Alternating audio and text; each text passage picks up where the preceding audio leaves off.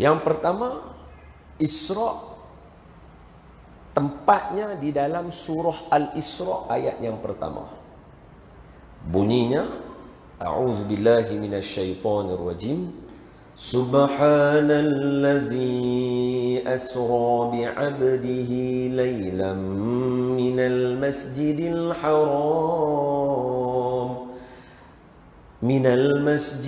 haram ilal masjidil aqsa alladzi barakna hawlahu linuriyahu min ayatina innahu huwas sami'ul basir. Satu je ayat dia.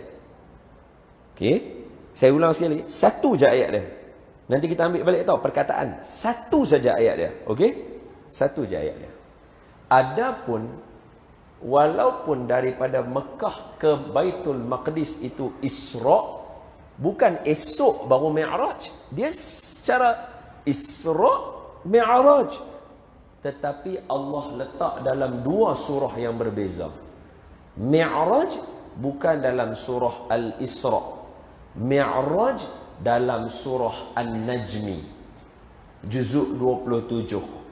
Tadi surah Al-Isra juzuk 15, yang ni juzuk 27. Timbul persoalan di kalangan ulama, pasal apa Allah letak dua surah berbeza? InsyaAllah sekiranya sempat kita jawab. Mi'raj dalam surah An-Najmi, Allah Ta'ala berfirman, saya ambil awal saja. A'udzu billahi minasyaitonir rajim. Wan najmi idza hawa ma dhalla sahibukum wa ma ghawa wa ma yantiqu 'anil hawa in huwa illa wahyun yuha 'allamahu shadidul quwa dhu mirratin fastawa wa huwa bil ufuqil a'la thumma dana fatadalla فكان قاب قوسين أو أدنى فأوحى إلى ربه ما أوحى ما كذب الفؤاد ما رأى أفتمارونه على ما يرى ولقد رآه نزلة أخرى عند سدرة المنتهى عندها جنة المأوى إذ يغشى السدرة ما يغشى ما زاغ البصر وما طغى لقد رأى من آيات ربه الكبرى. Sadaqallahul azim. Ayat 1 sampai 18. Isra Mi'raj. Isra surah Al-Isra satu ayat. Mi'raj 18 ayat. Okey. Dapat basic. Soalan. Kenapa dalam dua surah yang berbeza? Maka sebahagian ulama menyatakan bahawa Isra, perjalanan daripada Mekah ke Baitul Maqdis, Allah banyak nak cerita kepada kita tentang Baitul Maqdis kerana bermula daripada ayat kedua sampai habis surah Al-Isra, semuanya cerita pasal Bani Israel. Sebab itu di dalam surah Al-Isra namanya dikenali sebagai surah Bani Israel juga. Jadi kalau nak bincang tentang Isra Mi'raj, salah satu poin penting jangan tinggal ialah mesti kena tengok dekat Baitul Maqdis. Contoh, sekiranya kita kata Isra dan Mi'raj memberikan pengajaran kepada kita, iaitu kalau nak berdakwah kita mesti kena ada teman sahabat taulan. Maka teman sahabat taulan tadi jangan lupa tengok pengajaran yang ada di Baitul Maqdis. Isra' dan Mi'raj memberikan kepada kita tauhid yang tinggi kepada Allah. Hebatnya ciptaan Allah, hebat kekuasaan Allah. Jangan lupa cara nak tengok Baitul Maqdis. Dia mesti kena macam tu. Jadi yang tu sebagai mukaddimah. Tengok tuan-tuan, tengok saya dalam sangat. Okey kah? Tuan-tuan okey kah? Cuba tanya orang sebelah. Faham tak Ustaz cakap apa tau? Okey, boleh kan? Yang tu sebagai mula-mula dulu. Jadi apa yang saya cerita dengan tuan-tuan malam ini, insya-Allah kita mesti kena kait juga dengan Baitul Maqdis, sebab Allah yang ajak lagu tu nak buat lagu mana? Cara dia. Okey, jom kita tengok. Peristiwa Isra' Mi'raj berlaku masa umur Nabi. Sebelum ni saya ada tersalah, saya sebut 41-42, dia 51-52, saya tersilap sebut 51-52 umur baginda Nabi SAW selepas kewafatan Sayyidatuna Khadijah, selepas kewafatan Abu Talib, dan juga jangan lupa selepas peristiwa Taif, Nabi kena baling dengan batu berdarah. Boleh faham dah? Selalu kita tertinggal cerita tu.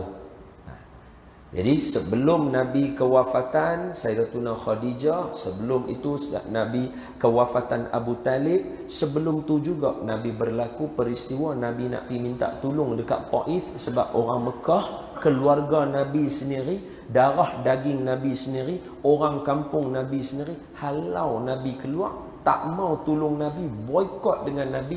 Nabi nak minta tolong dekat Taif. Orang tanya kenapa dekat Taif? Jangan lupa Taif adalah keluarga susuan Nabi. Halimatun Sa'diyah daripada Bani Sa'ad, dipamai daripada Taif. Jadi Nabi nak pergi minta tolong keluarga belah sana.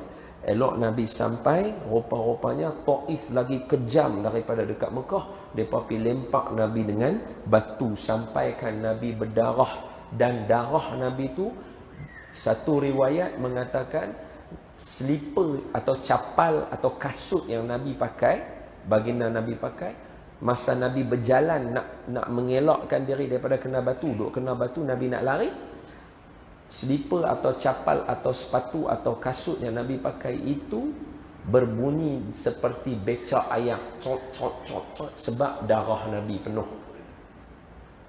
Nabi kena punggai, kena baling dengan batu darah. Satu lagi riwayat nak habaq kata darah ni, sampaikan Nabi lap darah Nabi ni, kena lap darah tu meleleh. Punya banyak. Satu lagi ulama sebut kata apa? Kenapa Nabi lap darah Nabi? Sebab kata ulama, bumi mana yang darah Nabi jatuh atas dia, layaklah bumi itu dimusnahkan Allah. Dari Nabi tak mau musnahkan umat dia. Nabi lap darah Nabi supaya tak tumpah ke bumi. Dalam tara tu sayang lagi kita. Hebat Nabi, hebat. Jadi selepas berlaku peristiwa-peristiwa itu, maka tahun itu dinamakan tahun duka cita, Amul Huzni. Bila Nabi dalam keadaan duka cita, ayana namuna muslimin muslimat sekalian, Allah Ta'ala nak menghiburkan hati Nabi, nak bagi Nabi sesuatu yang menyeronokkan lebih daripada segala-galanya. Titik. Tengok saya. Tuan-tuan, yang ni sistem. Yang ni sistem. Apa makna sistem? Benda yang Allah atok dekat kita. Lepas susah, mesti akan mai senang. Inna ma'al usrin yusra, fa inna ma'al usrin yusra. Double Allah Ta'ala bagi tahu kita. Kod-kod tak percaya, Allah ulang dua kali. Inna ma'al usrin yusra, fa inna ma'al usrin yusra. Lepas susah mesti mai senang. Lepas susah mesti mai senang. Soalan dia ialah, tara mana kita sanggup tang susah tadi tu. Kalau berhenti sekerat jalan, give up, tak akan jumpa senang. Boleh dapat dah? Hal ni pengajaran dalam hidup kita. Saya yakin orang Negeri Sembilan punya tekanan dan juga diri saya punya tekanan tak sampai tahap Nabi. Tahun dinamakan tahun tekanan, tahun duka cita. Tak ada. Tak tahu kalau orang Negeri Sembilan ada buat ayat lagu tu, ni bila anak haji kenuri kahwin, hari tu tahun duka cita tu ada lah. Tak ada. Kita tak pernah gambarkan macam tu. Makna benda yang kita lalu, benda yang masih boleh kita handle.